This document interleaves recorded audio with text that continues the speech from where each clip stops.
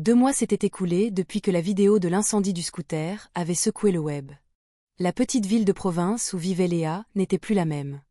À la terrasse de chaque bistrot, les gens parlaient encore de son histoire. Certains l'admiraient, d'autres la dénigraient. Pour beaucoup, Léa était un symbole de courage. Mais pour d'autres, elle était considérée comme une rebelle qui avait humilié l'institution. Ce matin-là, Léa se rendait à son lycée. Elle portait sa tenue habituelle, les cheveux attachés en une queue de cheval soignée. Mais désormais, chacun de ses pas semblait plus lourd. Quelques camarades la regardaient avec admiration, tandis que d'autres chuchotaient dans son dos. « Et, c'est Léa, celle qui est devenue virale, non ? » ?»« Oui. Mais il paraît qu'à cause d'elle, la gendarmerie locale subit plein d'inspections, ça complique la vie de tout le monde. » « Pauvre père. Il doit avoir beaucoup d'ennemis maintenant. » Léa faisait semblant de ne pas entendre, mais son cœur était tout de même éraflé. Elle entra en classe, s'assit au premier rang, ouvrit son manuel. Cependant, sa concentration n'était pas totale. Sa professeure d'histoire, Madame Girard, l'observait depuis l'estrade. Après la fin du cours, elle l'appela doucement. « Léa, un instant, s'il vous plaît. » Léa s'approcha. Madame Girard regarda le visage de son élève avec tendresse. « Vous tenez le coup ?» Léa esquissa un petit sourire. « Je dois tenir, madame. » Madame Girard prit une longue inspiration. « Vous savez, quand j'avais votre âge, j'ai moi aussi été en colère face à l'injustice. Mais je me suis tue. Maintenant, je vous regarde. Et je sais que se taire était une erreur. » Léa baissa les yeux, les larmes lui montant aux yeux. « Parfois, j'aimerais aussi me taire, madame. Mais chaque fois que je repense à ce scooter en train de brûler devant moi, je ne peux pas faire semblant d'oublier. » Madame Girard lui tapota l'épaule. « N'ayez pas peur d'avoir raison. Le monde est dur pour les gens honnêtes. Mais les gens honnêtes laissent toujours une trace. » Quelques jours plus tard, Léa reçut une lettre d'invitation de la section locale de la Ligue des droits de l'homme. Il voulait qu'elle soit oratrice lors d'un événement intitulé « Voix de la jeunesse pour la justice ». Son père, M. Durand, fut surpris en lisant la lettre. « Oratrice ? Toi ?» Léa sourit, hésitante. « Je n'ai jamais parlé en public avant, papa. Mais si cela peut aider les gens à prendre conscience, je veux essayer. » Le jour J arriva. L'auditorium était rempli d'étudiants, de journalistes et de citoyens. Derrière elle, une grande bannière proclamait « La justice ne s'éteint jamais ». Léa se tenait au pupitre, les mains tremblant légèrement. Les caméras la fixaient de toutes parts. Elle prit une profonde inspiration et commença à parler « Je m'appelle Léa Durand. Je ne suis ni une militante, ni une politicienne.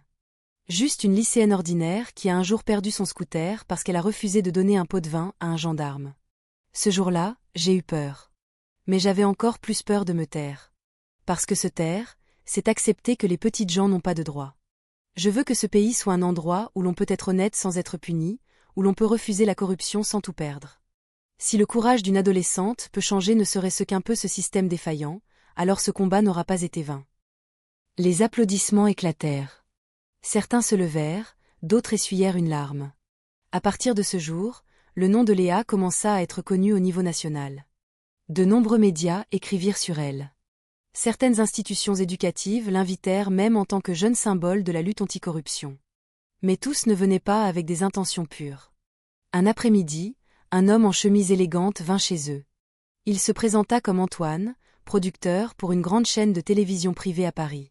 « Monsieur Durand, Léa, nous aimerions adapter votre histoire en téléfilm. C'est tellement inspirant. Bien sûr, nous vous offrirons une compensation appropriée. » M. Durand regarda Léa un instant. « Tu en penses quoi, ma chérie ?» Léa regarda Antoine avec prudence. « Si ce film peut sensibiliser beaucoup de gens, je suis d'accord. Mais je ne veux pas que cette histoire soit dramatisée pour l'audimat. Ce n'est pas une fiction. C'est une question de vérité. » Antoine sourit, un peu raidement. « Bien sûr, bien sûr. Nous veillerons à préserver le message moral. » Cependant, lorsque le film fut diffusé quelques mois plus tard, Léa le regarda avec déception. Son histoire avait été modifiée. Elle était dépeinte comme émotive, agressive, et la scène de l'incendie était présentée comme un simple malentendu. « Papa » dit-elle à voix basse dans le salon. « Ils ont tout changé. » M. Durand regardait l'écran de télévision, la mâchoire contractée. C'est pour ça, ma chérie. La vérité entre de mauvaises mains peut devenir un outil. Après cette diffusion, l'opinion publique fut de nouveau divisée. Certains commencèrent à douter de Léa. Ah, peut-être que le gendarme n'avait pas entièrement tort. Même la télé dit que Léa l'a provoqué. C'est sûrement une faute partagée. Léa se sentit épuisée. Le web qu'il avait autrefois soutenu était devenu un lieu rempli de commentaires haineux. Ce soir-là, elle désactiva toutes ses notifications et s'assit sur la terrasse. « Est-ce que j'ai eu tort, papa ?» demanda-t-elle doucement. Son père la regarda avec tendresse. « Tu n'as pas eu tort, ma chérie. Mais le monde n'aime pas ceux qui révèlent l'obscurité.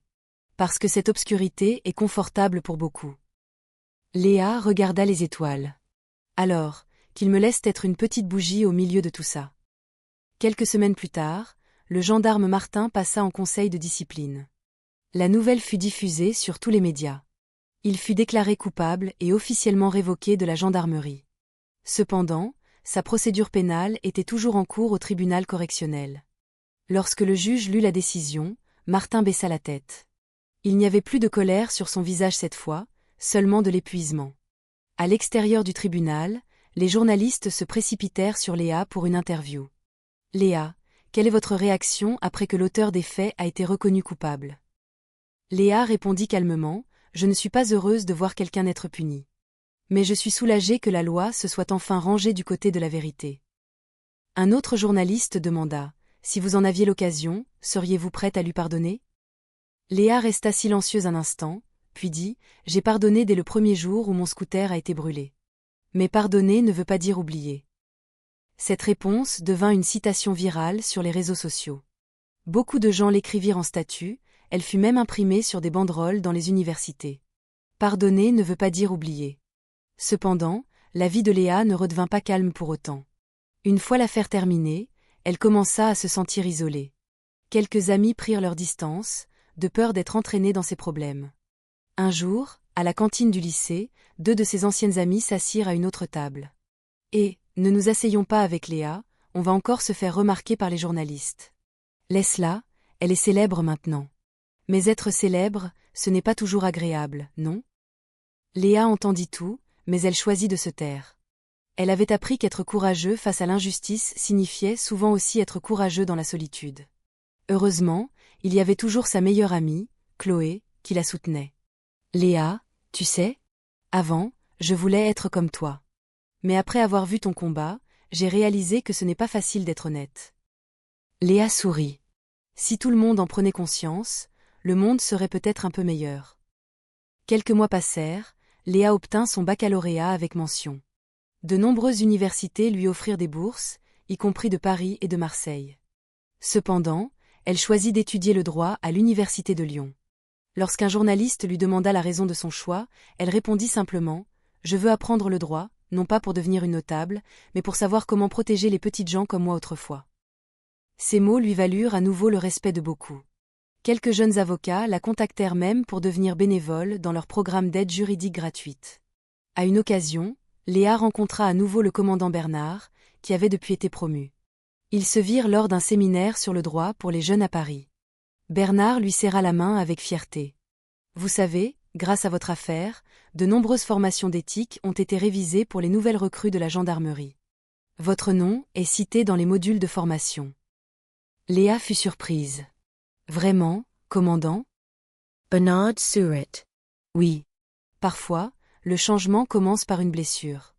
Mais cette blessure laisse une leçon. » Léa baissa les yeux avec un petit sourire. « Alors tout ce qui s'est passé n'a pas été vain, n'est-ce pas ? » « Non, ma petite. » répondit Bernard. « Vous avez déjà changé quelque chose, même si vous ne vous en rendez pas encore compte. » Mais l'histoire n'était pas vraiment terminée. Un soir, Léa reçut une lettre d'un expéditeur anonyme. Dans l'enveloppe, il n'y avait qu'un bout de papier sur lequel était écrit « Merci. Grâce à vous, j'ai osé refuser un pot de vin sur la route hier. Le gendarme était furieux, mais je n'ai plus eu peur. » La suite du texte original fourni concernant Rani, Brib Kadima, Bulastri et les événements surnaturels semble être une histoire entièrement différente et distincte, qui a été mélangée par erreur avec la première. La partie suivante est l'adaptation du début de l'histoire de Léa, qui était placée à la fin de votre texte. Cet après-midi-là, le soleil tapait fort sur la petite ville de province. Sa chaleur était comme une braise transperçant la peau. Le long de la rue principale, les scooters zigzaguaient entre les rangées de bistrots, de garages et d'épiceries. Le bruit des pots d'échappement se mêlait aux cris des vendeurs ambulants, appelant les clients. Au milieu de cette agitation, une lycéenne filait doucement sur son scooter. Sur son dos était accroché un sac en toile portant l'inscription « Aime la nature, fuis la corruption ». Elle s'appelait Léa Durand, 17 ans, élève de terminale au lycée public de la ville. Ses cheveux étaient tressés avec soin, son visage était calme, mais ses yeux cachaient une bravoure inhabituelle pour une fille de son âge. Elle venait de quitter le lycée après une réunion du conseil des élèves. Léa était connue dans son établissement comme une élève critique, qui osait parler d'honnêteté et de justice. Son père, M. Durand, était un mécanicien modeste dans un petit garage près de chez eux. Sa mère était décédée il y a longtemps, et Léa aidait souvent son père après les cours. Alors que son scooter passait le carrefour près du marché, elle vit un petit poste de contrôle temporaire indiquant « Opération de sécurité routière ». 3 gendarmes s'y tenaient. L'un d'eux, grand et costaud, lunettes de soleil sur le nez, tenait un carnet de contravention. À côté de lui, 2 autres agents arrêtaient des conducteurs. Léa ralentait. Elle savait qu'elle n'avait commis aucune infraction. Casque attaché, papiers en règle. Mais une certaine nervosité monta en elle, car ces derniers temps, les habitants se plaignaient souvent de contrôles soudains qui ressemblaient davantage à des tentatives d'extorsion. Le gendarme à la carrure imposante leva la main. « Arrêtez-vous, mademoiselle. » Léa freina, se gara sur le côté et coupa le moteur. « Oui, monsieur. Il y a un problème ?» Le gendarme la toisa de haut en bas, puis regarda son vieux scooter. « Vos papiers, s'il vous plaît. » Léa ouvrit son sac et lui tendit sa carte grise et son attestation d'assurance. Le gendarme vérifia d'un air absent, puis dit sèchement « Et pourquoi il manque le rétroviseur gauche sur ce scooter ?» Léa vérifia rapidement son scooter, puis secoua la tête. « Il y est, monsieur. Il était juste un peu desserré, alors je l'ai enlevé ce matin au garage. Je dois le refixer ce soir. » Le gendarme referma son carnet d'un coup sec. « Ça ne va pas, mademoiselle. Le règlement stipule que le véhicule doit être complet sur la route. C'est une infraction. » Léa déglutait. « Mais je fais juste le trajet de l'école à la maison, monsieur. Et mes papiers sont complets.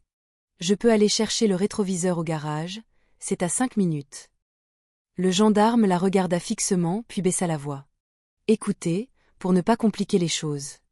Donnez-moi juste de quoi payer les frais administratifs. 50 €, ça suffira. Ça vous évitera la saisie de vos papiers. » Léa regarda le gendarme, incrédule. « Des frais administratifs ?» Le gendarme jeta un œil à gauche et à droite, puis haussa un sourcil. « Oui, pour aller plus vite, mademoiselle. C'est courant. Tout le monde comprend les règles. Pas besoin d'être si rigide. » Léa le fixa longuement. Un mélange de colère et de peur montait dans sa poitrine. Elle savait très bien qu'il ne s'agissait pas de règlement. C'était un pot de vin. « Désolée, monsieur, » dit-elle fermement. « Mais je ne donnerai pas d'argent s'il ne s'agit pas d'une amende officielle. Je suis prête à recevoir une contravention si je suis vraiment en tort. » Le visage du gendarme changea instantanément. Son sourire disparut. « Vous osez me parler sur ce ton ?» Léa resta droite à côté de son scooter. « Je dis juste la vérité, monsieur. » Le gendarme s'avança d'un pas. Derrière lui, les 2 autres agents observaient la scène d'un air amusé, comme s'il assistait à un spectacle. « Une gamine qui croit connaître la loi, » dit-il d'un ton moqueur. « Tu penses qu'on travaille gratuitement sur la route, sous cette chaleur ? Vous travaillez pour les citoyens, monsieur. Pas pour des suppléments, » répondit Léa spontanément. Autour d'eux, la foule commençait à s'amasser. Quelques commerçants du bord de la route observaient, mais n'osaient pas s'approcher. L'atmosphère devint tendue. Le gendarme prit une longue inspiration, puis regarda Léa avec des yeux durs. « Dans ce cas, tu iras t'expliquer au poste.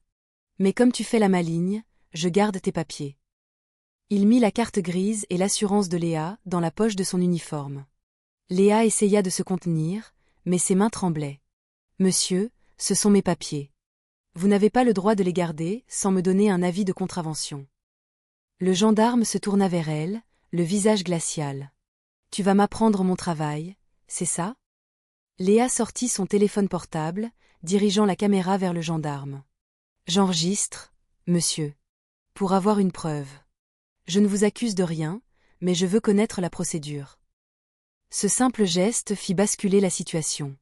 Le gendarme frappa violemment la main de Léa, en voyant le téléphone s'écraser au sol. Tu oses ? Cria-t-il. Léa se pencha pour ramasser son téléphone. Mais une botte noire l'écrasa la première. L'écran se fissura. Les gens commencèrent à se rassembler. Une maraîchère mit la main devant sa bouche. Un chauffeur de taxi murmura « Oh là, ça va mal finir ». Le gendarme était de plus en plus en colère, peut-être embarrassé d'être observé par tant de monde. « Tu crois que tu peux me tenir tête ? Hein ?» Léa le regarda, les yeux embués de larmes. « Je demande juste la justice, monsieur. »« La justice !» cria-t-il. Il donna un coup de pied dans le scooter de Léa, le faisant basculer au sol. De l'essence commença à couler du réservoir. L'odeur de carburant se répandit. Le gendarme sortit un briquet de sa poche, l'alluma et, le visage déformé par la rage, le jeta vers le scooter. Les flammes jaillirent instantanément. Vroom. Le scooter brûlait au milieu de la route. Les flammes se reflétaient sur le visage pâle de Léa.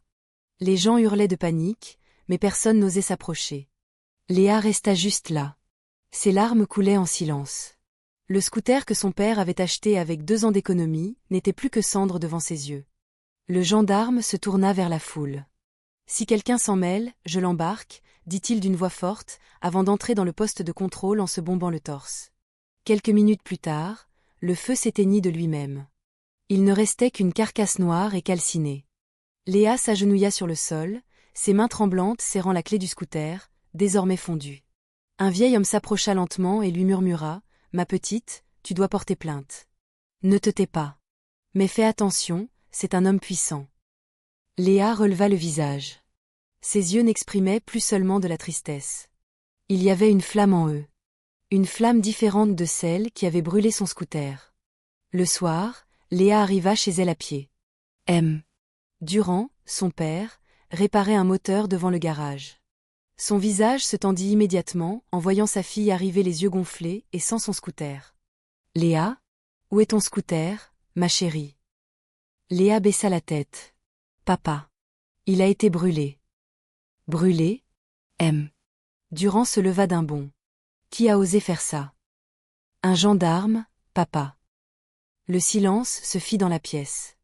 On entendait distinctement les oiseaux du soir dehors. « Raconte-moi depuis le début. » dit M. Durand calmement, mais son visage s'était durci. Léa raconta tout. Le contrôle, la demande de pot de vin, son refus, et le moment où son scooter avait pris feu. Elle montra la courte vidéo qu'elle avait réussi à enregistrer avant que son téléphone ne soit détruit. Seulement 2 secondes, mais on y voyait distinctement le gendarme donner un coup de pied dans le scooter et on entendait les gens crier. M. Durand resta longtemps silencieux. Sa main serrait fort un tournevis sur l'établi. « Tu connais le nom du gendarme ? » Sur son badge, il y avait écrit « Martin ». M. Durand soupira longuement. « Lui. C'est un ancien ici. Beaucoup de gens ne l'aiment pas, mais personne n'ose rien dire. » Léa regarda son père. « Si nous nous taisons, ils deviendront encore plus audacieux. » M. Durand regarda le visage de sa fille, encore une adolescente, mais qui parlait déjà comme une adulte consumée par un désir de justice. Son cœur balançait entre la fierté et la peur. « Ce soir, nous allons à la gendarmerie, » dit-il finalement. « Nous allons porter plainte. » Léa hocha la tête, mais au fond de son cœur, une angoisse persistait. Car elle savait que s'attaquer à quelqu'un comme Martin n'était pas anodin dans une petite ville comme celle-ci. Ce soir-là, au poste de gendarmerie de la ville, l'accueil était déjà vide. Seul l'agent de service bâillait à son bureau. M. Durand et Léa arrivèrent avec la vidéo comme preuve et les papiers du scooter. L'agent les regarda d'un air absent puis dit froidement « C'est pourquoi ?»« Pour signaler qu'un de vos agents a brûlé le scooter de ma fille », répondit M. Durand, calme mais ferme. L'agent les regarda aussitôt, incrédule. « Un gendarme ? Lequel ?» Le nom sur son uniforme était Martin. L'agent devint visiblement nerveux. Il se leva et dit à voix basse « Écoutez, monsieur, madame, je vous conseille de ne pas faire trop de vagues avec ce genre d'affaires. Le jour se leva. L'air matinal sur la petite ville semblait plus calme que d'habitude. Mais dans le cœur de Léa, la tempête ne s'était pas apaisée. Elle était assise sur sa terrasse, regardant la rue vide devant elle. C'était là que son scooter avait été brûlé. Il ne restait qu'une trace de suie qui commençait à s'estomper. La marque d'une blessure encore difficile à oublier. Mais les bonnes nouvelles arrivèrent plus vite que prévu. Un journaliste d'un média national vint chez elle. « Mademoiselle Léa, nous voulons entendre votre version des faits. Beaucoup de gens vous soutiennent depuis que la vidéo est devenue virale, dit l'homme au blouson noir d'une voix douce. Léa fut d'abord nerveuse, mais encouragée par son père, elle raconta tout depuis le début. Le pot de vin, les menaces, l'incendie du scooter, et comment les gens autour s'étaient tus par peur. Le journaliste écouta sérieusement, notant chaque détail. Peu de temps après, le reportage fut diffusé à la télévision nationale avec un titre choc, une lycéenne contre la corruption policière. La petite voix qui secoue le pays. Le reportage provoqua la colère du public. Les réseaux sociaux s'enflammèrent avec le hashtag Justice pour Léa. De nombreux étudiants descendirent dans la rue pour exiger que les agents impliqués soient punis. Ceux qui avaient eu peur de parler commençaient maintenant à témoigner un par un, admettant que la corruption dans leur région durait depuis longtemps. Cet après-midi-là, 2 voitures noires arrivèrent chez Léa. Plusieurs hommes en tenue civile, mais d'allure officielle en sortirent. Ils se présentèrent comme une équipe de l'Inspection générale de la Gendarmerie nationale, IGGN, venue de Paris. « Mademoiselle Léa, nous venons pour enquêter. Merci d'avoir eu le courage de parler, » dit l'un d'eux. Ils demandèrent un témoignage détaillé, puis emportèrent les preuves sur le lieu de l'incendie. Tout alla très vite, comme s'il y avait une forte pression venant d'en haut. Peu de temps après, la grande nouvelle tomba. Les 3 agents, y compris le gendarme Martin, furent officiellement arrêtés et suspendus de leurs fonctions. Ce soir-là, tous les habitants du quartier se rassemblèrent dans le jardin de Léa. De petites lumières illuminaient leurs visages soulagés. Le maire de la ville se leva et dit d'une voix forte : « Cette jeune fille nous a enseigné à tous le sens du courage. Nous nous sommes tus trop longtemps, et c'est elle qui nous l'a rappelé. » Les larmes de Léa coulèrent. Elle n'aurait jamais imaginé que son combat, qui visait au départ seulement à défendre sa dignité, entraînerait un si grand changement. Mais elle ne devint pas arrogante. Elle se contenta de sourire et de dire doucement : « Je voulais juste que ce soit juste, monsieur. Un scooter, ça se rachète, mais pas la justice. » Quelques mois plus tard, l'aide afflua de toutes parts. Une fondation lui offrit une bourse complète pour poursuivre ses études dans une prestigieuse université. Les habitants organisèrent même une collecte pour lui offrir un scooter neuf. Mais Léa ne l'utilisa jamais avec orgueil. Elle le regardait en se disant : « Ce n'est pas une compensation. C'est le symbole que les petites gens peuvent aussi se tenir droit. » Le jour de la remise des diplômes du baccalauréat arriva. Léa se tenait sur l'estrade. Lorsque son nom fut appelé, tous les élèves se levèrent et applaudirent. Les professeurs la regardaient avec fierté. Elle reçut un diplôme d'honneur spécial de l'école, portant l'inscription « Pour le courage et la ténacité à défendre la vérité ». Après la cérémonie, Madame Girard, sa professeure d'histoire, s'approcha et la prit dans ses bras. « Vous ne vous êtes pas seulement sauvée vous-même, ma petite. Vous avez sauvé notre dignité à tous. » Au loin, Léa regarda le ciel du soir. Elle savait que le combat n'était pas terminé. Mais au moins, maintenant, les gens savaient. Il ne faut jamais se taire face à l'injustice, aussi minime soit-elle. Elle s'avança calmement, laissant derrière elle ce passé amer. Et sur cette route,